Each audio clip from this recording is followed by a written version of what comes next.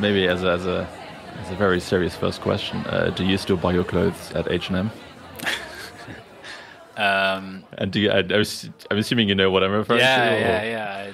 The moral games, I guess, right? Exactly. Yeah. And what are the moral games? The moral games are an idea that started from many discussions with two friends of mine, in which we basically asked ourselves the question: what is something that we do where we know that it's kind of wrong? Right? And this can be something like eating meat because of the environmental impact or the animal welfare.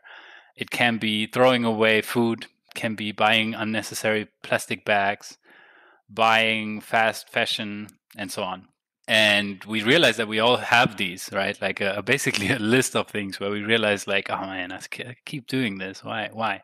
Especially in the moment, right? Like, you go out with friends, you have some drinks, and then all of a sudden the kebab looks very, very tempting, right? And it's very difficult not to go for it. And we basically developed a game to keep each other accountable. So we said, okay, what about we are competing in our moral behavior against each other? And you get minus points if you're committing any of these acts. And then obviously a long discussion ensued. I mean, these are two researchers / scientists. And at one point, I was actually sharing an apartment with one of them. We had a whiteboard in the apartment. That shows you how much of a nerd I am. So basically on that whiteboard, we had this matrix and we said, okay, eating meat is minus 10 points. How many minus points is eating fish?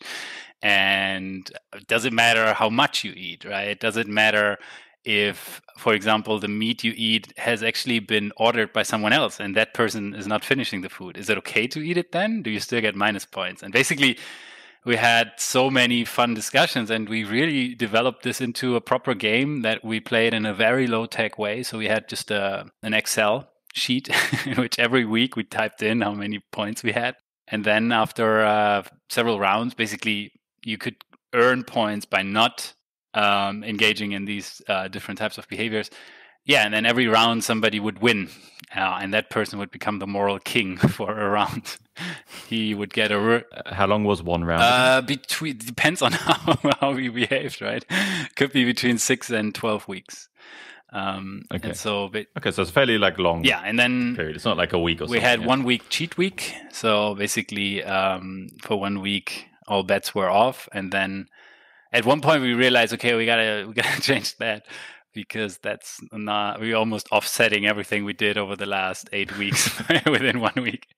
And so basically, then it was basically a very interactive, dynamic, and deliberative way of trying to figure out how we can, have fun, but at the same time also act more morally, I would say, or at least what we would consider moral. It's a very subjective thing, I guess.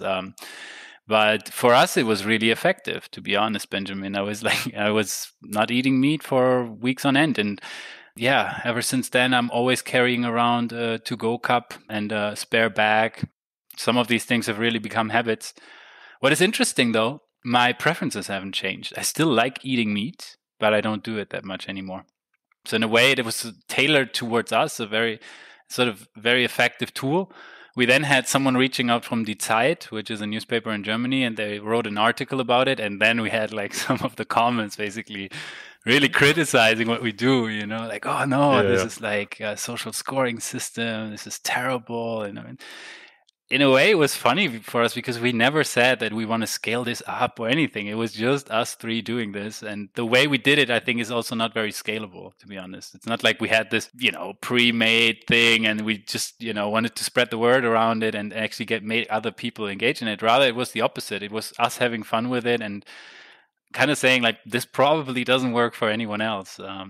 And as soon as we moved apart, like then basically we ended the flat share because the friend left Amsterdam. I went to Berlin, the other friend then went to Amsterdam. So basically we're now in separate cities. And it has lost a little bit of that vibe because it was very much a thing of constantly discussing it and constantly refining it and defining new rules and so on. And that really lived from this being together at one place and hanging out a lot. Yeah, I wanted to ask whether you read the comments or not, because, I mean, yeah, as you said, lots of them were quite negative, but there were also lots that were quite positive, right? Like, I think the one that really stuck out to me was something like, wow, a solution rather than just people complaining. This is amazing. Hey, Benjamin, the thing that I enjoyed the most out of it are these few comments. And one of them actually was a person reaching out. He said, I'm doing consulting for fostering innovations in companies, and your game is an inspiration to me. And I was like, wow, that's amazing. So we just met in Berlin a few weeks ago.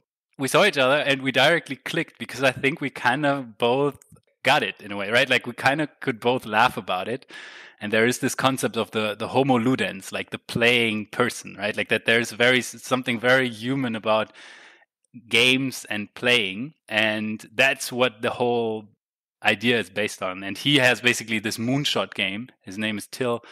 He has a game that is basically there to foster innovation, but through a very playful way. And I kind of, in general, really like this approach. And I think that's why we directly connected. So something good came out of it. And the negative comments, I guess it's something that that a lot of people will tell you that you should just not really engage with them. But I mean, to be fair, one thing that I think might have led to some of the negative comments that might not have appeared otherwise is because this was, so for the non-German readers, site is a big weekly nationwide magazine, right? This isn't like some small like regional thing where they were reporting on like two people who did something random.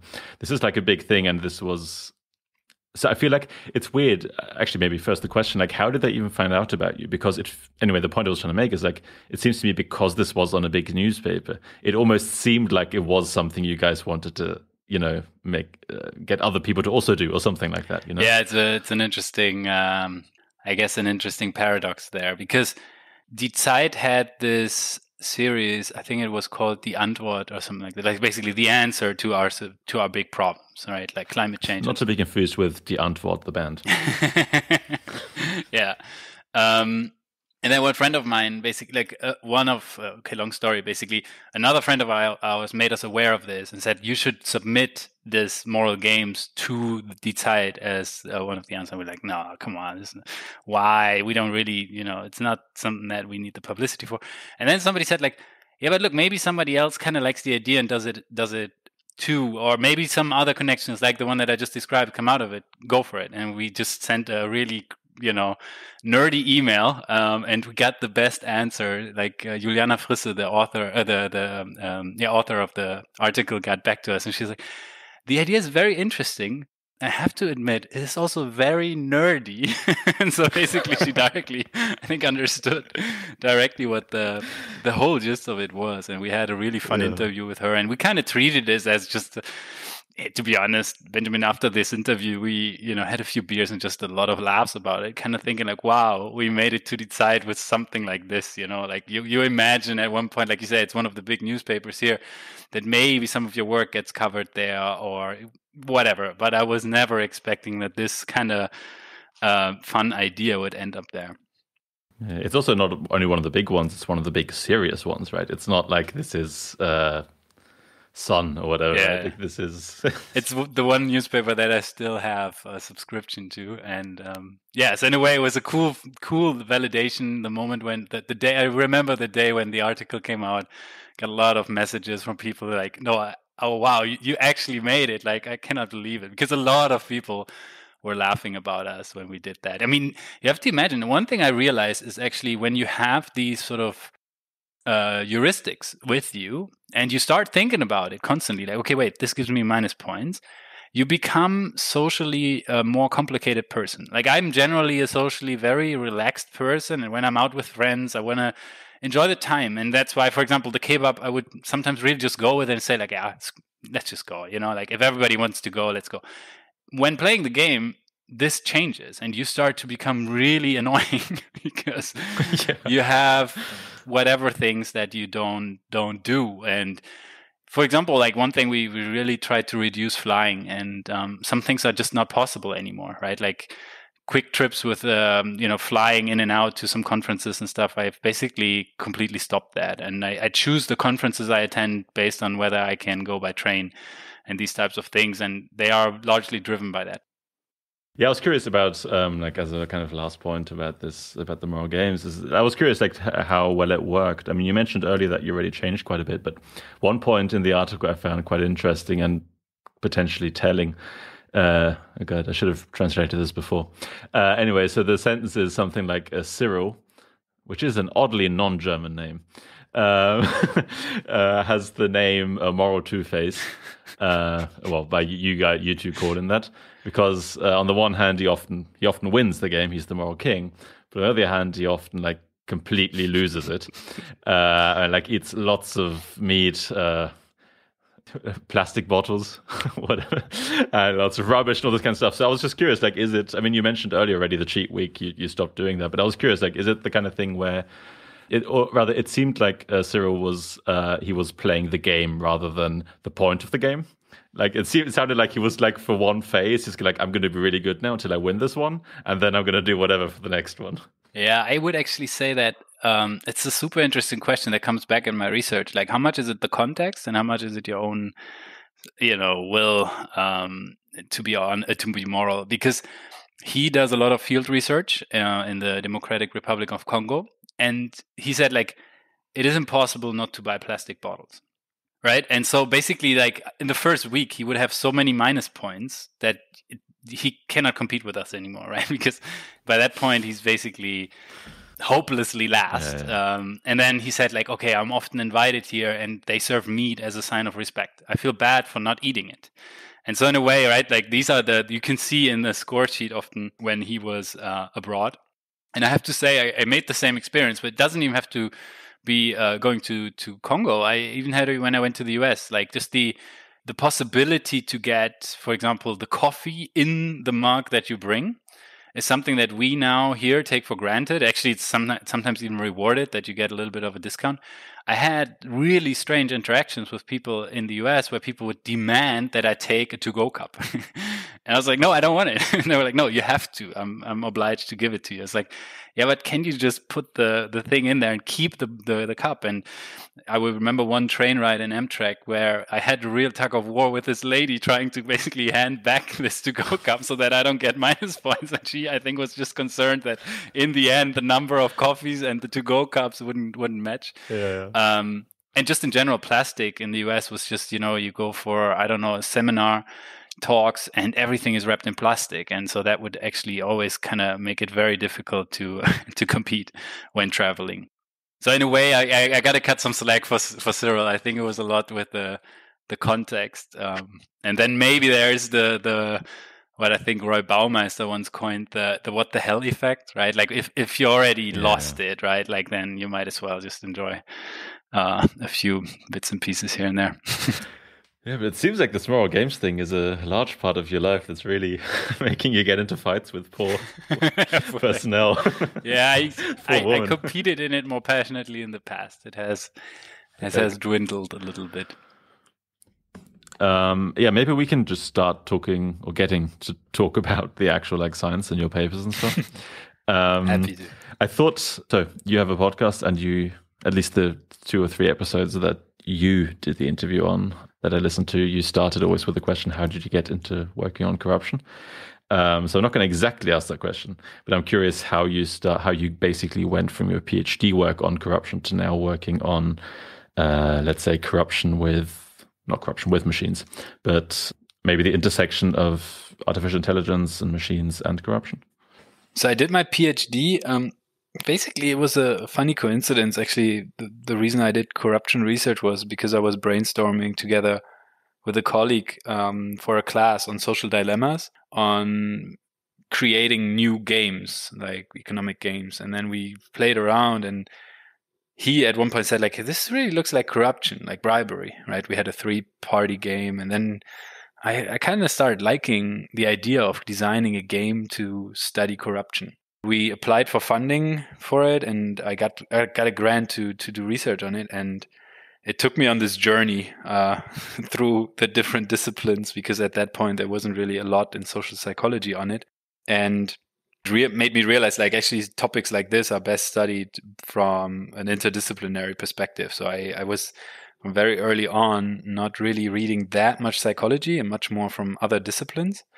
And I reached out to researchers from all different disciplines as well. And through that, I think I still, throughout my PhD, got a lot of input from other, like other disciplines, other topics. And one of the the cool things about it is that you can always link them back to some things that are well established within your own field.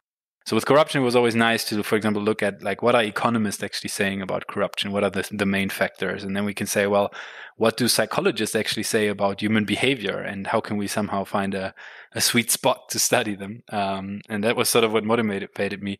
The same friend who said that what I designed is a corruption game gave me a book for my dissertation defense by Max Planck, Life 3.0.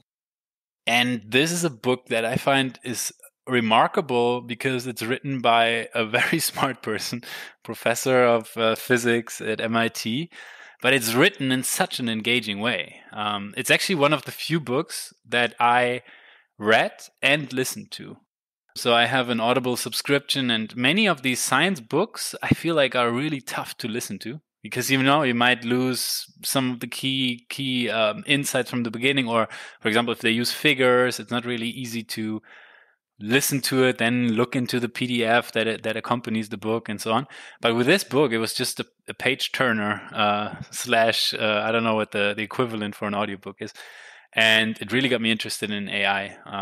And he ends the book basically on this call to arms for researchers from all different disciplines to start thinking about this topic and doing research on it. And that really, I felt like he was speaking to me because it seems like, a common thread through my research has always been that one of my former teachers always said, like, imagine a little version of you sitting on your shoulder and asking you, so what?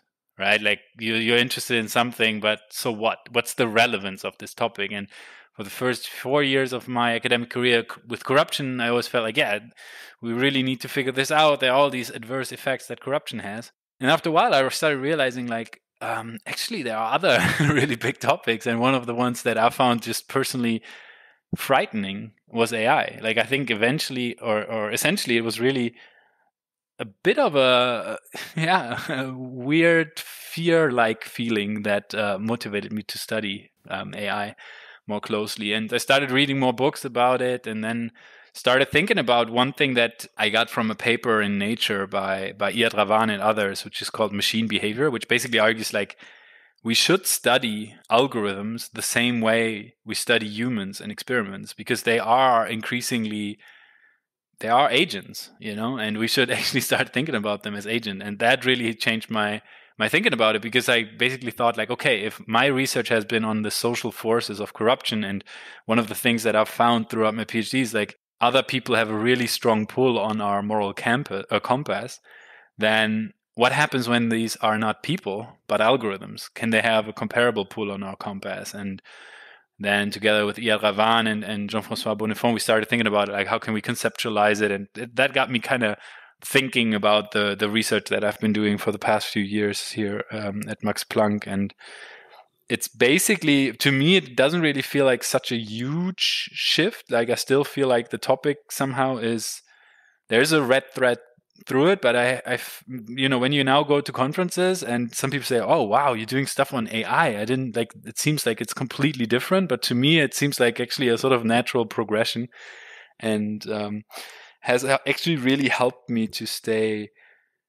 engaged. I feel like at one point when you have a research topic and the literature really well, and you start thinking about like shall I just stay here in this nice, cozy place where I know all the researchers? Through the podcast, I got to actually exchange with many people in the corruption field, and I kind of felt like maybe it's time to widen it a bit and increase the scope of the research that I do. Yeah, so AI is kind of it's a new angle basically on what you were doing before. Yeah. Yeah. By the way, has your fear about AI reduced since working on it? Or? Yeah, I think it has. So one quote that I really like is I think it's Tocqueville who said like the only way is through. So basically, like you can deal with fear or other negative emotions, I guess, with trying to avoid them or trying to get rid of them and so on. But I actually remember really vividly thinking about it. Like I think my way of dealing with these things is kind of through research, like through understanding them better.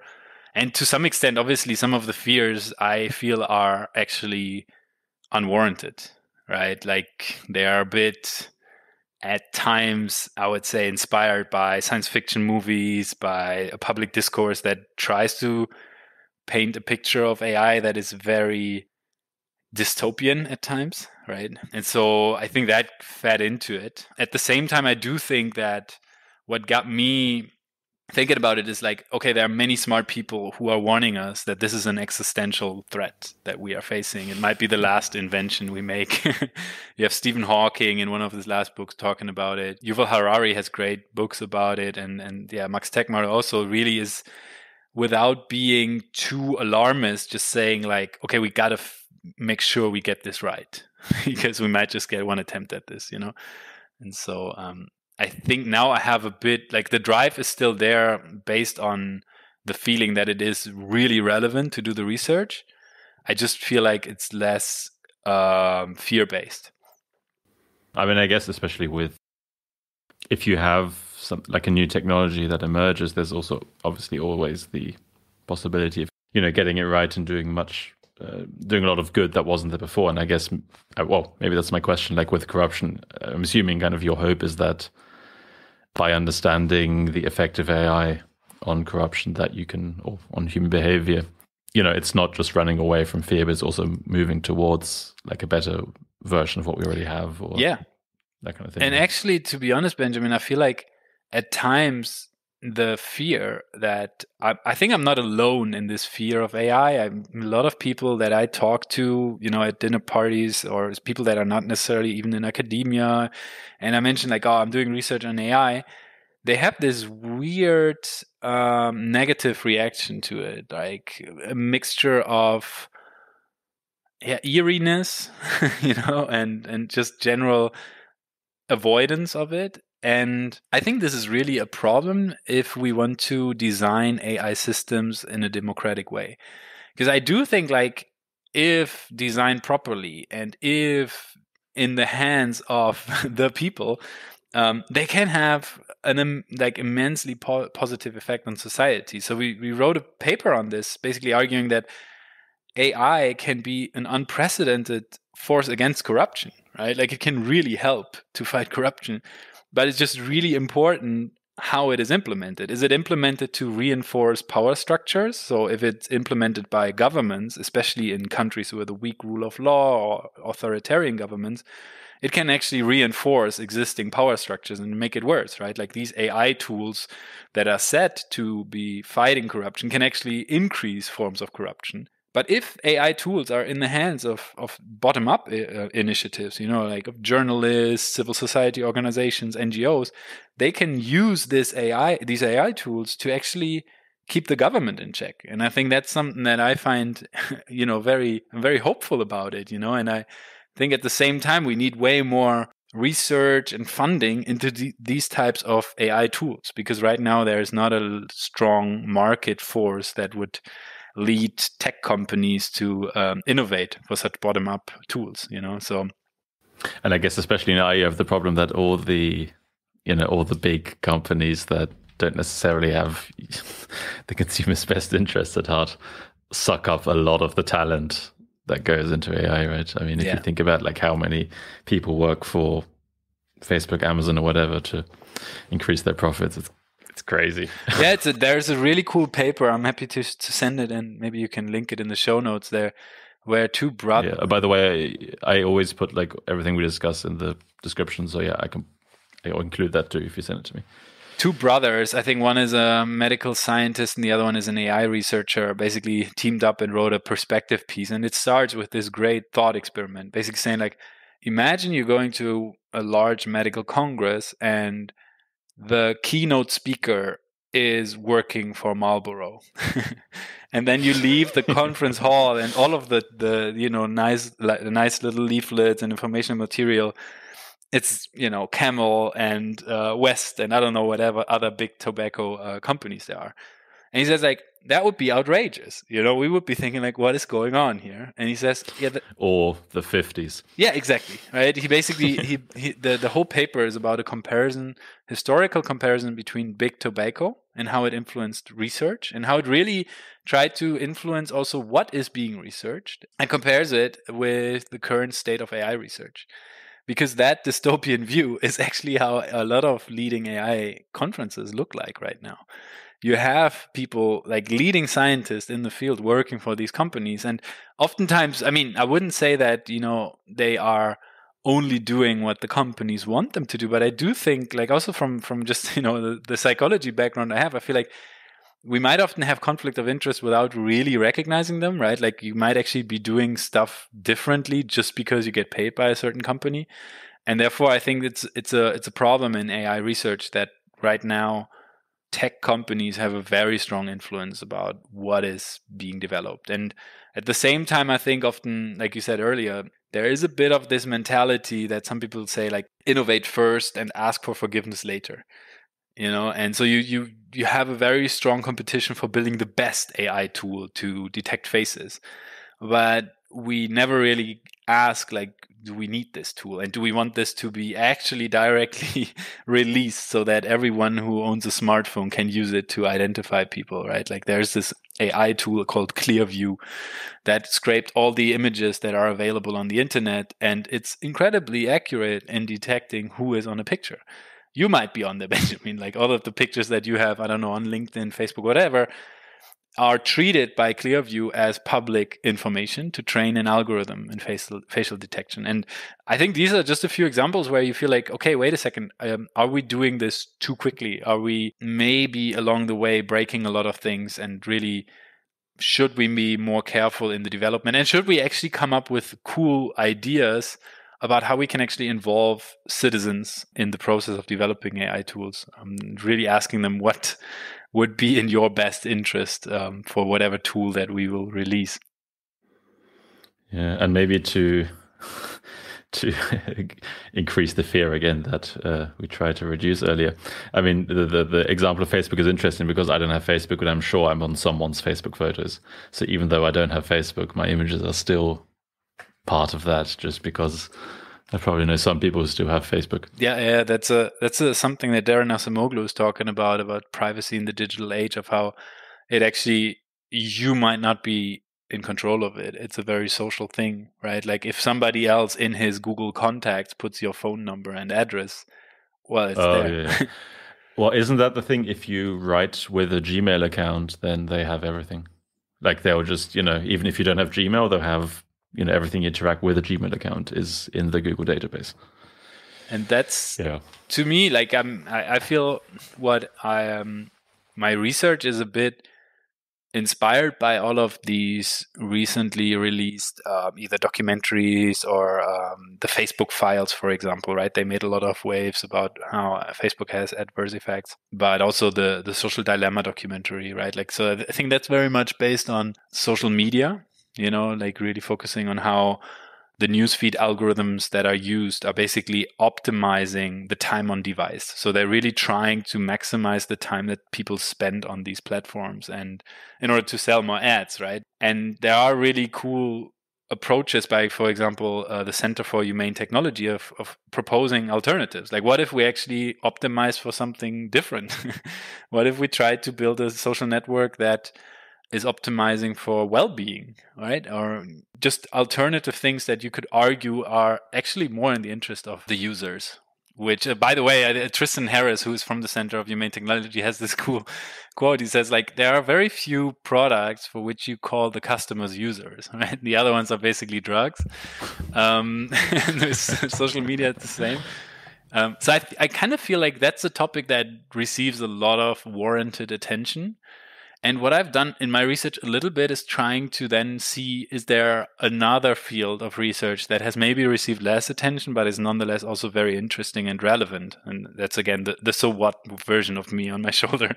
And from my expertise, like in behavioral ethics, I felt like, okay, I think that's actually something that I feel we need much more research on. And that is really trying to understand, okay, what impact do these different AI tools have on our ethical behavior?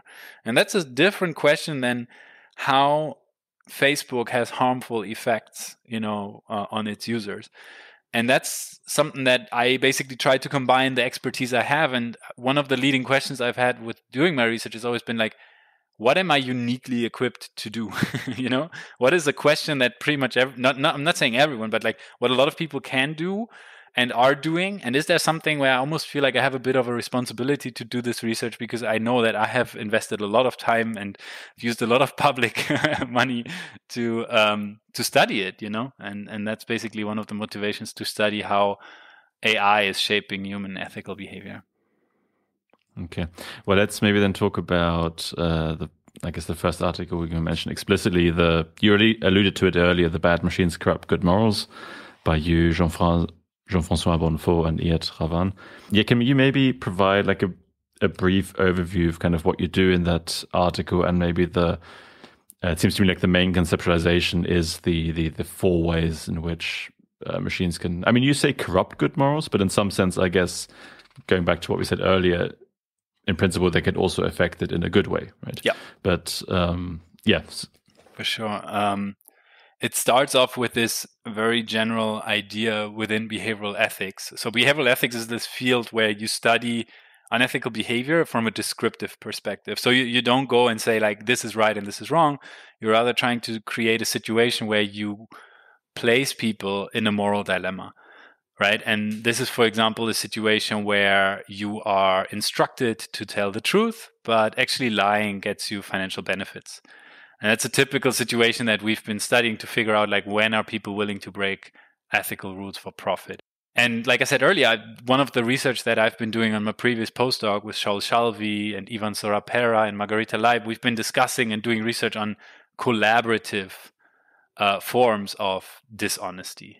Right. So really trying to figure out, like, how are others with whom we collaborate influencing our own willingness to break ethical rules. And what we find there is actually something very consistent, is that as soon as people are in a collaborative setting and they can break rules together, they are much more willing to do it. And the argument that I think we found some evidence for is like, they're trading off the value of cooperation with the value of honesty, and that basically helps them to justify it, right? So I can say, yeah, I'm helping you, Benjamin, by us cheating together. It's I get a bit of a warm glow of being in a like cooperative towards you, and that got me thinking, like, okay, wait a second. Like I said earlier, like, if people have such a strong influence on others, what if people are in a collaborative setting, for example, with a machine? Does it have a similarly strong influence?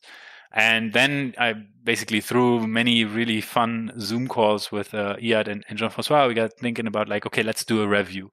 Let's see what we know about these types of social influences of AI on ethical behavior. And I reviewed the literature in like human-computer interaction, computer science, social psych, behavioral econ.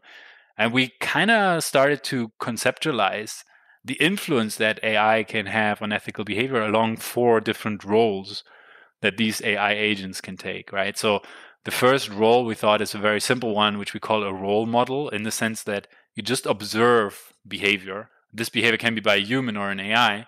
And we then ask, okay, do people imitate it?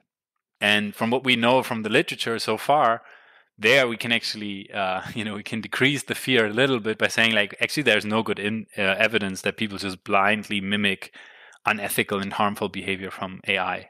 Because there are no studies on it, or because there are studies that show that people don't do it? There is limited, so there are not many studies on it, and the few ones that exist are basically showing that people don't basically just follow blindly what a machine does. So imitation and observational learning and conformity seem to be much weaker when a machine engages in a blatant unethical act compared to humans, right? So in a way, there we know from other research, for example, on social norms, that often people are influenced when other humans are engaging in unethical behavior, right? So that was one of the key research fields that I've been working on during my PhD, on social norms of corruption. And there we basically would see that people are influencing ethical behavior when they have such a bad role model. But with AI, it doesn't seem to be the case. So in a way, you can say, cool, that's something that we don't, at least right now, don't need to be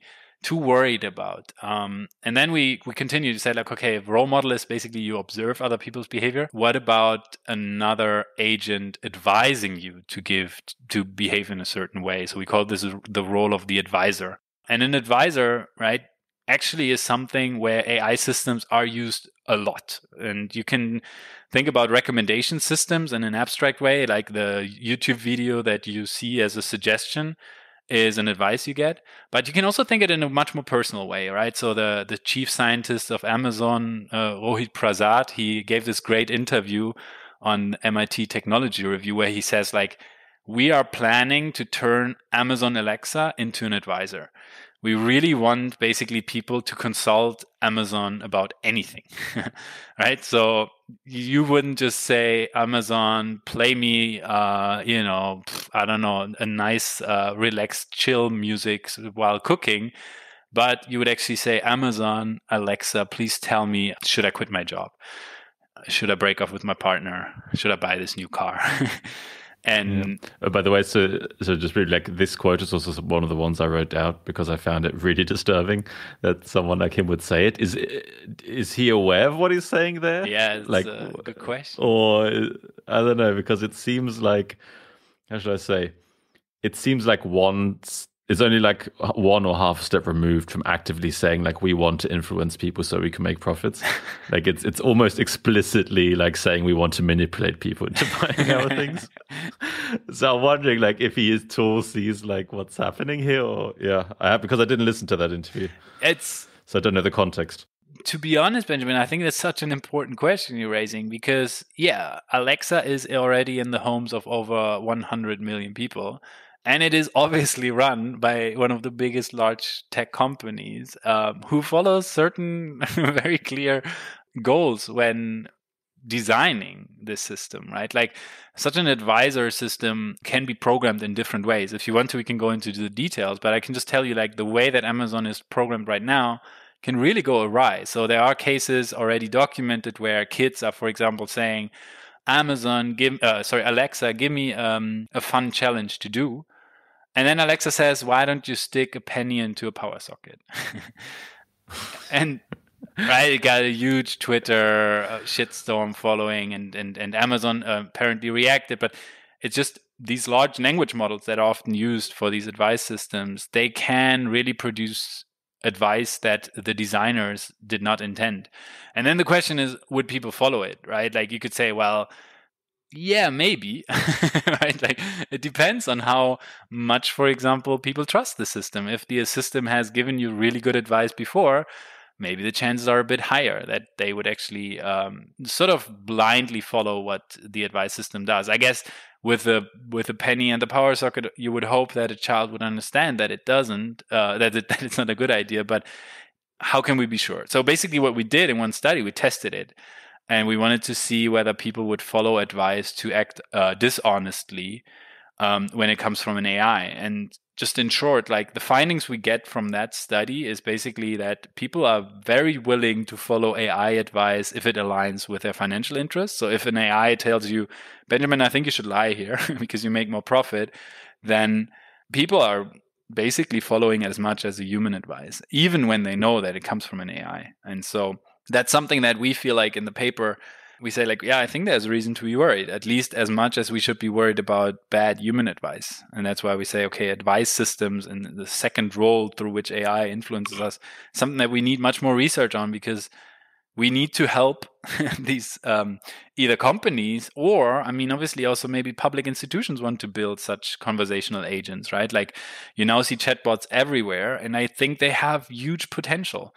Right? Therapeutic potential. There's an app called Replica that for many people is really fulfilling the social role of a friend. And I think you can think differently about it, but I think actually this has the potential to, cure the disease in quotation marks of loneliness, that people can actually form relationships with such agents. And I think that's something that if we want to do that, if as a society we think this is something that is useful, then we should really think about how can we design this in a way that it doesn't turn bad.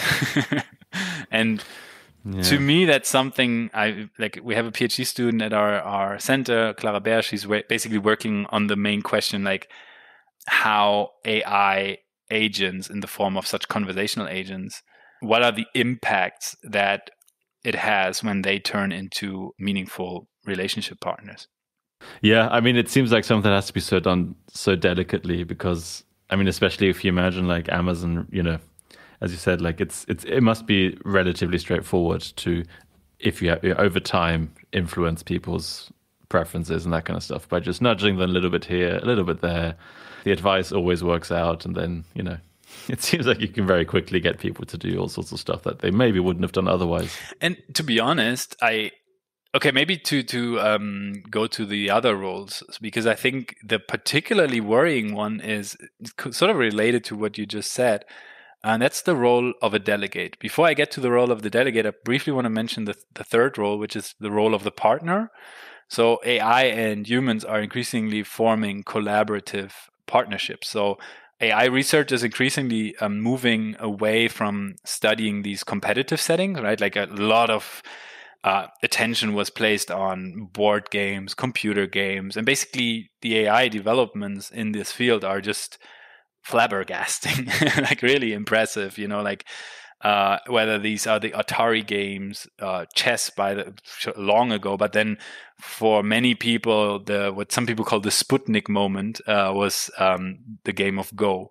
Sputnik moment in the sense of like the Americans realizing after the Russians launched Sputnik that they really need to invest into their mission to moon, right? So this moment of like, okay, they are able to do this. And I think a lot of people had this exact same feeling when they saw DeepMind's AlphaGo beating the world-leading Go player Lee Sedol 4-1 in what I think, if I'm not mistaken, I saw the other day somebody mentioned like 200 million people watched this game because Go is so popular in Asia. It's a really old board game that is incredibly complex. I think it has more positions than the atoms in the universe, and it's computationally not solvable. So in contrast to chess, you cannot solve the entire game. And for that reason, many people thought for a long time, like, that will never be able, like, there will never be any AI system that can beat humans. Because, and to some extent now, looking back, it almost seems a bit arrogant that people say, yeah, it requires something that machines will never have. It's intuition, it's, all of these things. And in the end, the answer is no. It's possible to beat humans in that game. And for many people, this was really a moment to then start really thinking about this as, something to be reckoned with. So the advances in machine learning really helped. And that has led to a lot more research that says, well, okay, we can compete with AI systems and all these different benchmark games, but what about we try to actually figure out how we can collaborate with them?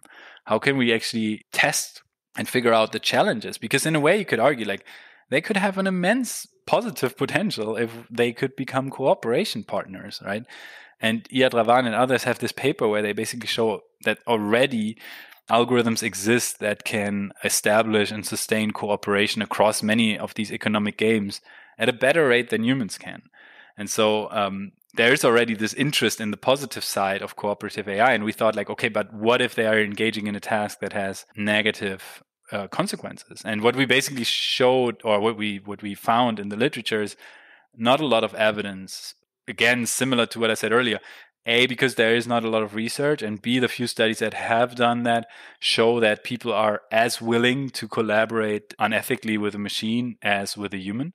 But also here, again, it's a sort of call to arms from our side. Like, we need way more research on this, because it's very, very limited, our knowledge about it. Like, when would people be actually tempted to engage in collaborative settings that, brings them unethical benefits? And we argue from a psychological perspective, a machine partner might be very attractive, right? Like, if programmed in a certain way, it will never turn down your corrupt offer.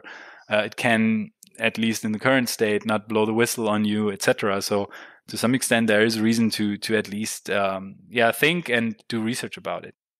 And then finally, the fourth role that I particularly find interesting, because from a psychological perspective, you could say it pretty much ticks all the boxes from which we know that people tend to engage in more unethical behavior. And that's the role of a delegate. And that goes back to what you just said, that maybe people might sort of blindly follow AI advice. And I think we could even think of this further in the sense that maybe people might blindly delegate certain tasks to AI systems. I mean, that's something that Yuval Harari talks about, that, increasingly we might not actually just Google what's a cool car to buy, but you just say like, listen, Google, you know my preferences.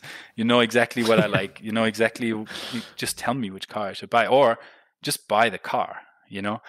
And that is something that we already see, like algorithms are used to execute tasks autonomously, whether this is setting prices on online markets, but also in more mundane tasks. And we think that, like I said, the boxes that I mentioned that are checked is basically the algorithms often do that in a very opaque way. So we don't really know how it achieved its goals. They just basically, come back with whatever task you gave it. It often leads to anonymity and a psychological distance from a potential, victim. And so if you think about the psychological attractiveness of delegating unethical behavior to AI systems, I think that's something that we should be thinking about, right? Like if you, for example, wanted to, have a smear campaign on Twitter against someone, and there's a bot that can do that, it might be way more attractive to do that than yourself to actually do it. And these types of things, I feel like, are some of the things that I, like going back to what I said earlier, I feel motivated to do the research on it, because I do feel like we might be moving in that direction. And it might not be a bad idea to start thinking about how we want these systems to be designed so that we can avoid some of the harm. And that's something that Iyad Ravan is really inspiring, because it basically has this idea of science fiction science. So basically saying, let's take ideas either from science fiction that exists, right, like Black Mirror or whatever, or just by science fiction that we create ourselves, and then translate that into here and now and run experiments on it to see what would be the ramifications. How can we avoid it, right? And how can we actually make sure that the system is not leading to unethical outcomes and to create some harm, Yeah, I agree. The delegate part seems I guess to some extent they can all have a huge influence, but it does seem to me also that this is the one that is the potentially most dangerous one, because I'm pretty sure you go into this in the article that you can kind of let an agent do something illegal and kind of pretend, it wasn't you, right? That point. Yeah, exactly. You have basically this plausible deniability, right? Yeah, exactly. Like let's say, yesterday you have the smear campaign against another politician. If you just phrase it slightly differently to an AI bot, it might do that without you explicitly telling it, right? You might say something like, whatever, dear political influencer bot, please make me look better than the other person, or something like that, right? And then they might just go to, the easiest way of doing that is we're going to hack into their computer, find whatever we can, and then publish that or whatever, right? Yeah, exactly. And you can just say I didn't know that we were going to do that. It's such a good point, and you basically you're foreshadowing a paper that we're about to submit. The results are basically the way you program the algorithm really matters for the effect that delegation has on unethical behavior, and the way that you just described it is one of the conditions that we have. It's basically if you have a goal-based programming where you just say in a task, again, if we take a simple task where you have this tension between telling the truth and making money by lying, right? You could just tell the algorithm, I want you to make money. You never really tell it like, I want you to lie. You never really have to specify exactly that you can obviously infer it, but what we find is that people are very much willingly hiding behind this little bit of plausible deniability, and the levels of dishonesty go up when they have such a tool at their hands to delegate the task to. In that sense, so what I'm saying, like the reason to be worried is not just based on our speculation / our theorizing in the paper or the limited evidence we had there, but it's actually like a few studies that we've just been conducting on exactly that question. I really kind of confirm that. And so I think that's something that, I feel increasingly, I wouldn't say, I feel, let's put it this way. I feel like that is something that we might just be experiencing the first signs of in our society. And I feel really this strong dilemma that's called the Coleridge dilemma of when to regulate technology. Should we regulate it when it is in its very early stages? But then people can say, well, this will never catch on. Like this is something that is so fringe. why really invest time, money, resources into regulation, coming up with an EU policy, whatever? But then the opposite is, once the tool is already there, it might be too late to regulate it successfully. And there are already these approaches to create digital twins of yourself. So to create basically AI systems that are trained on your preferences and that learn your preferences. For example, this replica bot that I mentioned, which is, it's called an AI companion. But through this process of becoming a companion, it really learns what you like. It will ask you, Benjamin, what's your favorite music? Oh, by the way, what do you like to cook? And all these like very mundane questions, and they seem very nice, right? But it remembers it, and it will come back to you and say a few weeks later, like, hey, have you been listening to your favorite band recently? And it basically starts to build a very accurate model of your preferences. And I think one thing, looking into the future is always very difficult, but I could totally see how this would become something very attractive to basically let this agent engage in certain tasks for you, because it's just way more convenient, right? And then you could just say like, okay, cool, I don't know what to do this weekend, just buy me a ticket for something. Or which you could say what's the problem there. But then obviously also cases where it might purchase products that are somewhat questionable, to say the least, etc. Right? So in a way, I think this type of trend that we see, that AI systems becoming increasingly accurate models about our preferences, could really turn into these digital twins, which in turn could turn into these sort of delegates for our behavior. There must be a great way for doing like profiling of people or something, right? Or like not necessarily like that, but like more like, let's say you wanted to do a political smear campaign or something. Like you put everything you knew about this person into a bot, right? And then you like you'd get like a kind of prediction what the person might be interested in that you hadn't considered or something. Yeah. And then you have like a more specified search of like where you can harm them or something. Well, to be honest, I think that's exactly what Facebook is doing in a way, right? Like they know exactly where your vulnerabilities are. There are studies showing like the ads they show you are also timed according to how tired you might be, right? If you've been scrolling for a really long time, maybe now is the time to put some online gambling advertisement on there, right? So in a way, I think that's already what happens to us. And to be honest, I deleted my Facebook account not too long ago, but I was oftentimes really surprised by things that I did not know that I wanted. Like all of a sudden you have some ad and be like, I never thought I would want this, but this is strangely really cool, and in a way I felt a bit tricked, I felt tricked into all of a sudden generating a desire for goods that I previously didn't have. And again, this is a sort of benign, well, you can question, is it problematic when they do that? Isn't from a sort of standard econ perspective, you could just say like, great, more market activity, you have more tailored goods, cool, you don't get ads that are not relevant for you, right? In a way, it's not that different from asking a friend for advice and they say like, hey, try this thing you've never done or something, right? Exactly. And I think where things become a bit more worrying is if it really is intentionally using your vulnerabilities for marketing purposes. So I was teaching a course at the University of Amsterdam together with Charles Shelby on the morality of markets. And that was just such a cool exercise for 3 years to think about cases where we feel markets are not the best way to allocate goods. And we should really be thinking about when does the market logic not apply, right? Like it's not a coincidence that certain goods there are age restrictions, etc. And I think the same logic should be applied to social media platforms, because they are often doing exactly what some people would call repugnant behavior on the market, that you are intentionally exploiting such vulnerabilities. Yeah, maybe getting back to your paper. There was one sentence in The Bad Machines Corrupt Morals that really made me think of a specific question, and I just want to read the sentence and then ask you that question.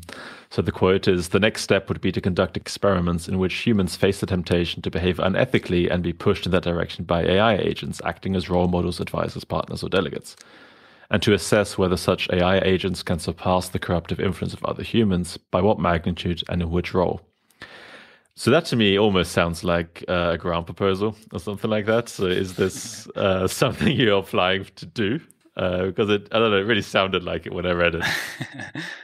You're good at this. I am preparing a grant proposal based on that right now. Okay. Yeah, but also, to be honest, because I do feel like it would be really useful to do this in a systematic way. Obviously, I'm drinking my own Kool-Aid a little bit, right? You're getting excited about your own suggestions for future research. But like I said in the beginning, it's not entirely, well, let's put it this way. There is an element of feeling like, oh, this is sort of a topic, an approach, and the position I have right now at the Center for Humans and Machines, where I feel like it is a really, like the stars align to do this kind of research right now. And I kind of feel it would be, I mean, it sounds too much if I say it would be irresponsible not to do that. I mean, who am I to say this? But I feel kind of like this is where I feel like this is my place to do this type of research right now, because it has all these different characteristics of like having done research in this direction before, and now having some people that really know how to implement research with real algorithms, which I think is something that the literature on human-computer interaction is lacking a little bit. Like we have a lot of research, for example, on algorithm aversion, where people ask like, what would you want an algorithm to do? Or would you use an algorithm to do X? And we know about stated preferences really well.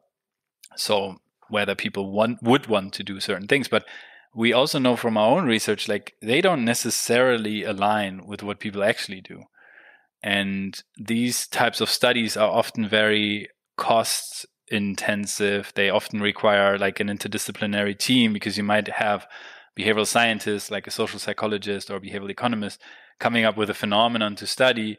And then if you want to study it with a real algorithm that dynamically reacts to the human's behavior, usually you're not trained to implement that. It's not something that is, part of our normal training. So you might need someone, either a computer scientist or a programmer in your team.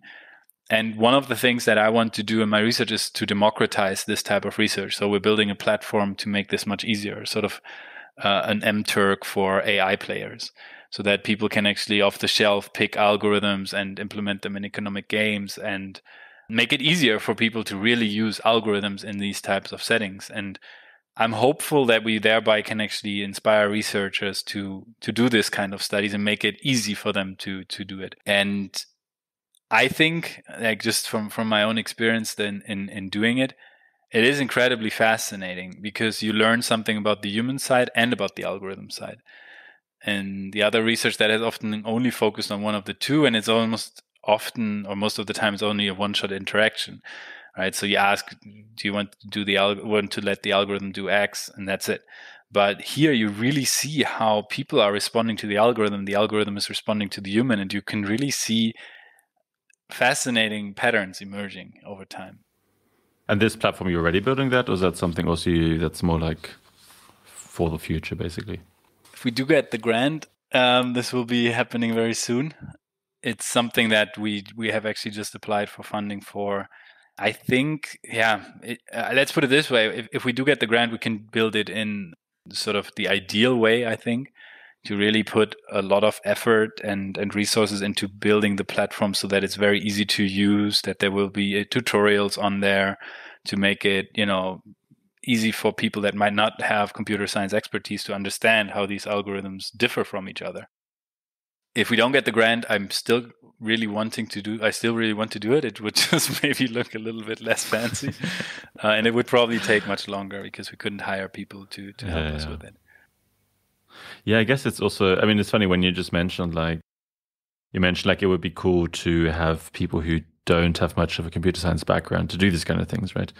And my initial reaction was like, well, would you really want those people to do that kind of science? Like, shouldn't you know the computer science? But then I thought, no, this is actually exactly the right thing, right? You want people from a very different perspective who, come from all sorts of fields, who can think about these issues in ways that a computer scientist never could.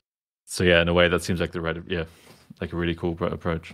And I do feel like just because you don't have a strong background in machine learning, AI, and you don't really understand the exact way it works, it doesn't mean that you shouldn't be studying it. I think there is a way how you can actually still make meaningful contributions to that field.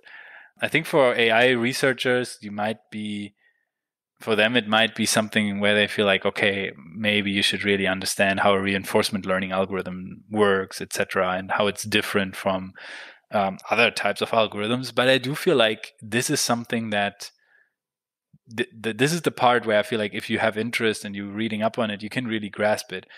Programming it yourself, I feel like it's almost a bit of a lost, it's not the most effective way of using your time. And I don't think it's needed, to be honest. So I think that those are the types of things where I feel like interdisciplinarity is just ideal. You can actually have someone who really knows how to do it properly and that person being on the team. Yeah, I guess it's also like a matter of interest. Like for example, I personally just don't like programming. I just find it really boring. I'm not like great at it. I'm also not terrible at it, but it's just like, can someone else do this for me? And yeah, I should say, like that obviously puts barriers in a way if you just don't have the interest to do a specific thing. Absolutely. But making it open to all sorts of people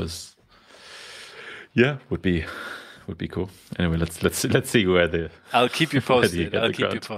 Yeah. Okay, so I wanted to switch and talk about two articles of yours that are also related to AI, but in a very different way.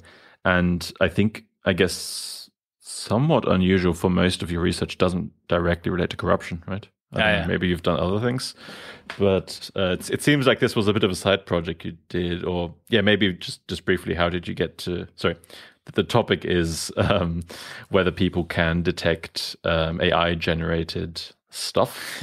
So this might be a deepfake video or poems in this case, and that's kind of the topic. So I'm just curious, like, how did you get to that from all the stuff we've basically been discussing for the last hour? Yeah, so let me start with a project on the poems. It started off with me giving a talk that you have to give at the UFA to all the new cohort of master students. So you basically have to tell them, hi, my name is Nils. I have the following research interests. And what I did there was, after finishing the book from Max Planck and being increasingly interested in AI, I thought like, well, let's just propose to do research on AI to a bunch of young behavioral economists and see what comes out of it, which worked out really well because I had then people reaching out to me and saying like, wow, this is cool. I really want to do something on it. And one of them was Luca Mossink, and he reached out and we had a lot of meetings.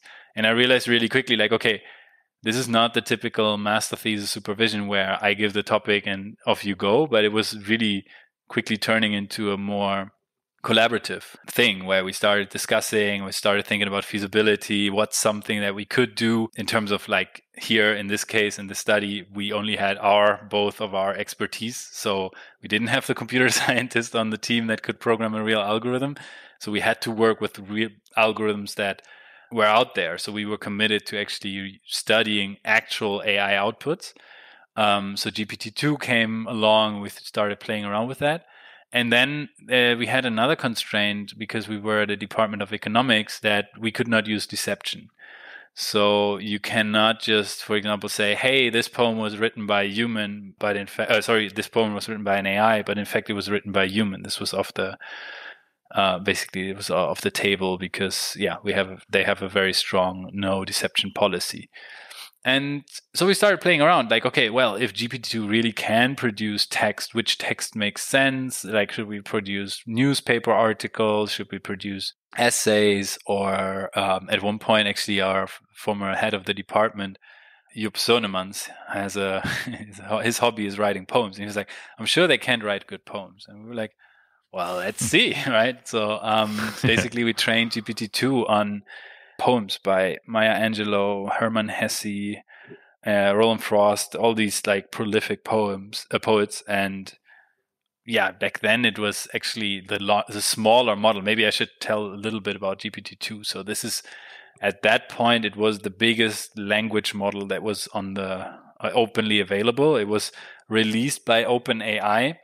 It was interesting because there was a whole controversy around the release of this model because they said, oh, this is really dangerous. It should not be openly released because it can be used to produce fake news. It can really, have very harmful effects, and therefore it should only be, they actually did release it only in a stepwise way. So in the beginning, only a smaller model, and then a medium model, and then the large model.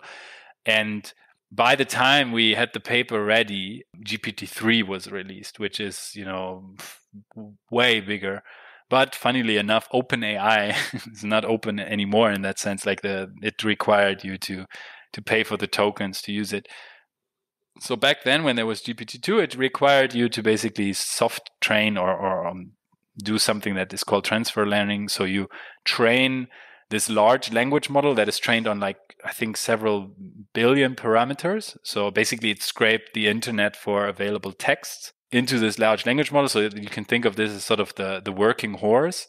And then you can, by specifically putting certain types of text as a prompt, it can produce this type of text and can imitate it. And if you train it, for example, on poems, it can then use its knowledge about language, for example, semantics and structure and so on, but then apply it to the generation of poems. And it did that. So we had basically GPT-2 writing poems, and we then wanted to see a very basic question that was often mentioned in the literature is like, GPT-2 can create text that humans cannot tell apart anymore from human written text. And we were like, well, the economist approach is very simple. Let's test it and put incentives on the line.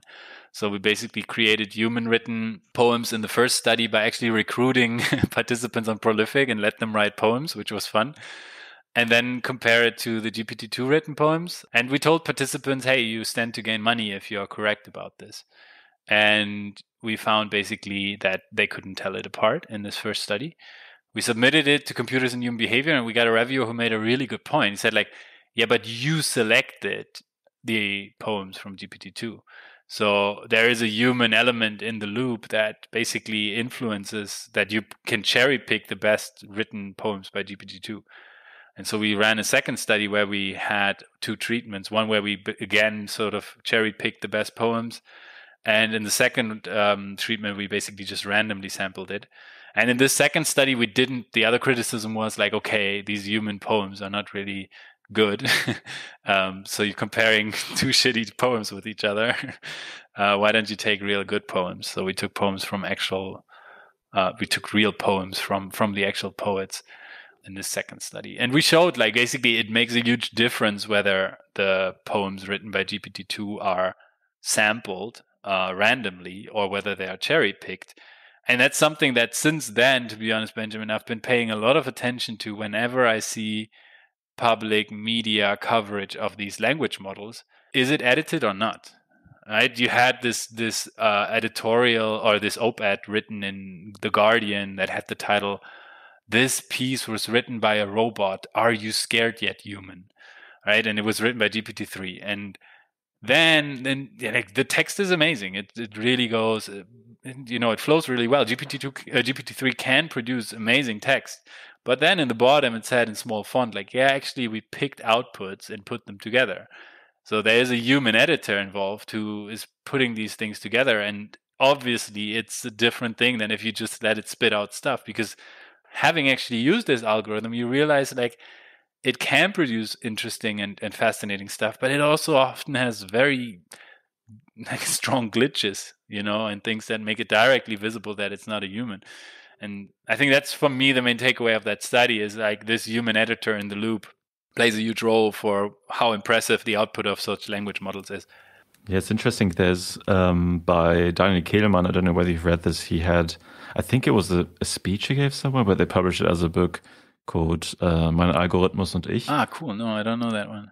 I mean, to be fair, it's not like it basically kind of mirrors some of the stuff you said. So this is basically Daniel Kehlmann is one of the most successful German-speaking authors of, I don't know, last 40 years or whatever, right?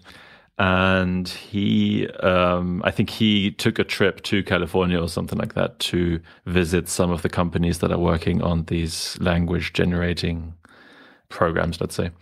And I think there he had a kind of similar thing where he started playing around with it and giving it some prompts or whatever. I don't know whether this was GPT-3 or 2 or some completely other thing. But there was also, it had this kind of similar thing where he put some of the outputs in there, and like sometimes you think like, oh, this is really great. Like, like this thing is going to write a novel soon. But then, he shows like the next 10 lines and it just like completely disintegrates into like nonsense. And there's this, so like that kind of very much mirrors kind of what you just said, this idea of like, it can often do it really well, but if you just let it run freely, it will just probably run into some like really weird stuff. But this leads me to one question that I had about kind of the AI research you do in general, but specifically this kind of thing with the deepfakes and with the generated poems, which is, when you do a paper like this, could it a year later be completely outdated and not be true anymore? Yeah. Because now there's GPT-3, and maybe like now you wouldn't even need humans in the loop or anything like that. Like, I'm just curious, like, how do you feel about that kind of thing where I don't know, the research depends so much on the technological availability at the time, and also, and almost more importantly, on the perception of people about what's technically feasible. Yeah. Because, one kind of general point I always had with these papers was kind of, are people maybe looking for something very specific that they think an AI-generated poem would have? Yeah, can you maybe comment a little bit on this kind of problem of it? The landscape, I guess, changing so quickly. Yeah, I know it's a very good point, and it's something that we thought about as well. And my argument would be, like, in favor of doing these studies is basically almost like milestones. You can say, okay, is it already there? Can it already do that? And I think if you phrase the question this way, then it's a bit like, for example, I am convinced that many of the things that we once considered to be uniquely human can be reached by AI models. The question is just when and how. And I think with these things, it was kind of just something for us to see, are we there yet? Are we there that an AI can generate text that is really hard to distinguish? And the same with deepfakes, right? Like, that's the other study you mentioned where we just had 10-second short videos, no political content, by the way, and I can talk about why. And we really wanted to see, really from a sort of cognitive perspective, like, is it easy to pick up on which ones are fake and which ones are not? And sort of, so timestamp 2020, I guess we did the studies. Are we there yet? Can we already produce deepfakes that are hard or impossible to detect? And so it's almost more like providing historical data. Yeah, that's how I see it. I think okay. It would be something where, when you're replicating the study, it's a really interesting question.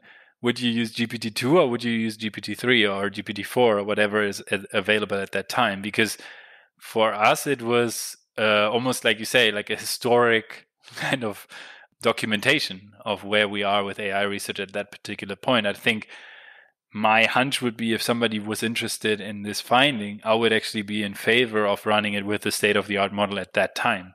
Kind of document, okay, this is where we are at now. And I think what's interesting, or what actually fascinated me about it, is like to actually use human behavior as a benchmark, right? Because you often have benchmarks for AI models that look at accuracy or prediction rates or whatever, like a technical thing, like how good is, for example, GPT-2 at writing a text, and then you just look at grammatical mistakes, or like you said, does it turn into gibberish really quickly, and so on. But what we like about our own research is that we basically looked at it from a sort of human-centric perspective, like what's the impact it has on humans. And if we use standardized methods from behavioral economics, we have a cool toolkit to get good estimates for these impacts, right? I think, for example, with these things, we found it does really matter whether you put incentives on the line or not. And I think that's something like this, what we call like an incentivized Turing test, is something I find actually kind of interesting to look at, right? Like, if you ask people in an unincentivized setting, they might really not be motivated to tell apart a poem that is written by a human from one that is written by an AI. But we know from behavioral econ studies that if you attach incentives to it, they tend to get more accurate in their estimates. And therefore, we can basically now know a bit better where we are with this technology. And at the same time, your point to some extent is totally warranted, that these studies probably have like this, let's put it this way, the citation count will probably drastically drop in a few years because it won't be like one of the seminal studies that will receive citations unless it's from like a historical perspective.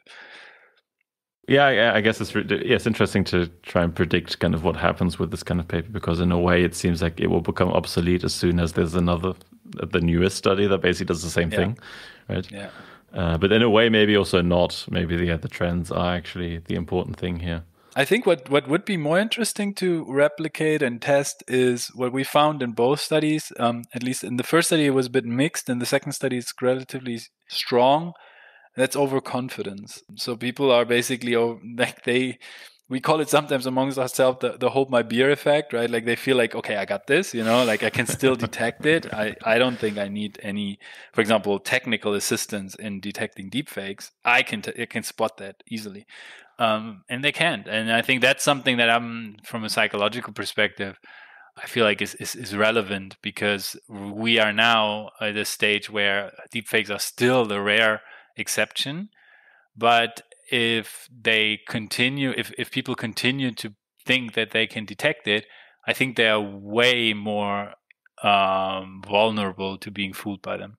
And so that's something where I feel like we need more awareness for how good these deepfakes have become. And that's something, to be honest, Benjamin, when I give the talk about deepfakes, I often use this deep Tom Cruise deepfakes, which are kind of, I think it's TikTok, and then they put it on YouTube. It's just, that's sort of the state of the art in deepfake generation. And you see so many people, especially who are not in this field, of just exactly having this moment of like, oh, okay, that's how good they have become, right? And I hope to some extent that contributes just a little bit to reducing people's overconfidence and detecting them. Because again, going for myself, I could not tell you if a deepfake is well made, I could not tell it apart.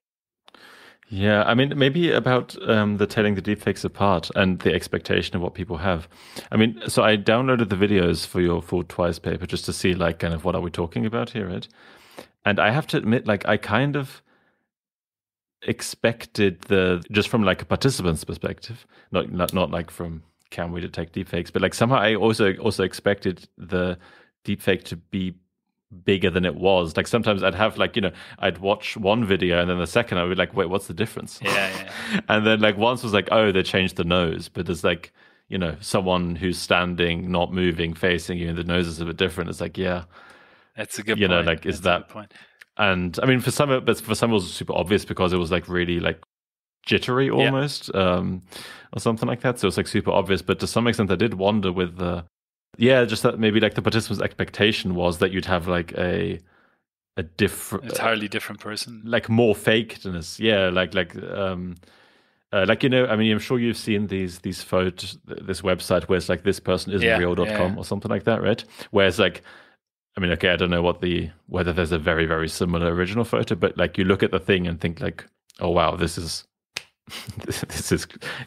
creepy how real this, it just looks real. But yeah, it seemed to me here you had like, I mean, you use this from a database, right?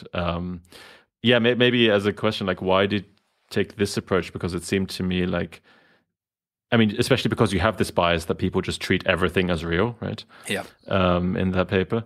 It seemed to me maybe that in part was because the videos were largely actually real. There was just like a tiny difference in some of them. See, that's a really good point. It's an interesting point. It's basically like the degree of fakeness. No? There is this technology of face swapping so that you really put someone else's face on someone else's body. I think that would be really the next step and totally in line with what you said. Like it would be more of a fake. So I think, to be honest, the reason we chose this database is because we intentionally did not want to use existing deepfakes that people know about, right? Like there's the Barack Obama deepfake by Jordan Poole, or there's like several that have become very popular, right? Like, what's the other one actually? I don't even know. Yeah, but there are some. There was one where the Kim Jong-un and Donald Trump sing "Imagine" from the Beatles, and these types of things where just from the context and what they say, it's so obvious that it's a deep fake that we felt like the context in which people make the judgment will tell them whether this is a deep fake or not. if you see Barack Obama, I think in this video from Jordan Peele, I think his name is, you see him saying like, Donald Trump is an utter and complete dipshit, right? Like, he didn't say that. So that it's a fake. And so we wanted to really look at, is there something about just the perception of faces that is unknown to people in which they can still detect the indications of fakeness? And there was this deepfake database released by MIT that we used because it has this nice feature that there's always a real version of the video and a fake version. And that's basically why we used it. I think it would be nice to do the study that you propose of just increasing the fakeness of the faces and see. Or just like how much has changed, basically. Yeah, right? the degree of fakeness is. That's a good point, actually. I feel like that's one of the projects where also here we had a master student working with us, and she was helping us pull this off. It's one of these things where it didn't really inspire that many follow-up studies for us. It's not something that we continue working on because we kind of felt like, yeah, okay, cool. That was the question. We answered it. There's not that much that we currently are working on when it comes to deepfakes, at least from this perception perspective. But what I do think is really interesting is what happens when, for example, through augmented reality, facial filters that you can apply to other people become more common. I think this is more like the type of research that I'm currently a bit more interested about. Yeah, I mean, these filters, this is something that, because I'm not on social media, I have no connection to, basically. But it's crazy. Like, occasionally I'll see these videos where it's like, I don't know what it was, like someone forgot to put on their face filter. Yeah. And just, did a video and she just looked, like a normal person. And then suddenly it's like, oh no, I forgot put the filter on, just looked like a completely different person. So, I'm not very much exposed to it, but from the little I've seen, it is crazy, like how basically good those, I mean, again, there's a lot of industry behind this, right? At being able to make people look, what they consider better. Yeah. Right. And it's a topic that we have a project on. Some people label this AI-mediated communication. So you have AI systems between sender and receiver, and this can be a filter. This can also be Grammarly that checks your text and improves it. And I think this is currently a really interesting field because the knowledge around these tools and the abilities of these tools is really heterogeneous, right? Like, some people might know that a filter can do this, and some people might just be completely oblivious to the fact, right? Like, you might have a job talk with someone, and like, for example, I got my current job during the Corona pandemic, and I never got to meet the people I would be working with. So I could have just put on a face like completely different, literally a mask. I mean, it would have been a weird moment when I then show up for the first time in real, but there is definitely the potential of making yourself appear differently. And there's research by Jeff Hancock on, for example, online dating, where he shows that also online and apparently also with AI-mediated communication, people have something that I think is very human-like in the sense that you are improving your appearance, but only to a certain extent, right? Like on your dating profile, you make yourself a few centimeters higher, or you pick the picture that is a bit more favorable, maybe slightly retouched. And the same goes apparently for such AI-mediated tools that AI-mediated communication tools, that people often pick the ones that make them a bit better. So in a way, he has this argument like psychology still beats technology, in the sense that psychology helps us much more to understand the impact of these tools, because the impact they have is very much can be explained by other modes of manipulation and deception that we've had for a really long time, because the logic remains the same. Yeah, but it's interesting because you mentioned to context, like, you doing the job interview and that kind of, and the dating apps, whatever. Those are contexts where you actually have to meet the people, right? Yeah. Whereas, I mean, imagine now you knew this was going to be a home office job or whatever. Like, yeah, why not? Or I've seen, again, like on the few things I've seen, it was like this one, like these people who, like through Instagram, whatever, they want to be Instagram influencers, whatever. So they like just use like a ton of filters, so they don't look anything like themselves. But because they never really meet the people anyway, it always doesn't matter. It's interesting because it turns like it's almost like a new form of masquerading yourself. And again, I find it interesting to look at it from a sort of classical perspective. So one of the sociologists that really inspired me when I was starting to do research, it was Erving Goffman, the presentation of self in everyday life. And he has this idea of a theater, right? Like we have the front stage in which we present ourselves to others, of the backstage in which we kind of let people that we are really intimate and trusting towards, we let them behind the stage to show them who we really are. And I think the front stage just has changed, like you can, obviously in the past you could put on makeup, or you could put on your nicest clothes to kind of improve your appearance. But now we just have so much more digital tools available to put on masks. And I think from a researcher's perspective, I find that really interesting because they are quantifiable. You can measure really nicely how much people are applying such filters or putting on masks, and in which context are they using which types of masks. To study old topics, obviously also new topics. But for example, you can study things like racism through that, right? Because you can see how much are people applying certain filters that make their face look lighter, and how much is it expected of them, and so on, right? Like how much is the bias. You can almost like do a very structured and quantified way of figuring out, like, does the exact same person have a better chance of getting the job if he or she has a lighter tone? And I think these types of things are, just from a research perspective, kind of interesting because they could help us answer some, old questions in a more rigorous way. Yeah. Maybe to kind of finish off our conversation, I thought I'd just end by having a few kind of, if you have anything here, a few kind of advice questions. I guess because I'm finishing my PhD now, and I guess you're, 2 stages ahead or whatever of me in the kind of academic game. So yeah, I'm just curious, like maybe we can start with fairly generic questions, and maybe I'll make them a bit more specific. But yeah, maybe first, like, is there, I don't know, what's like something that you wish you'd learned sooner, or something where you feel like as a scientist this was something that was holding you back, whatever, that yeah, I guess you wish more people would figure out or whatever? Yeah, I thought about this question you asked. You sent it to me in advance, and I was really trying to figure out, like, what's something that I could have known earlier. Some of the mistakes you gotta make yourself, I think, in order to learn through them.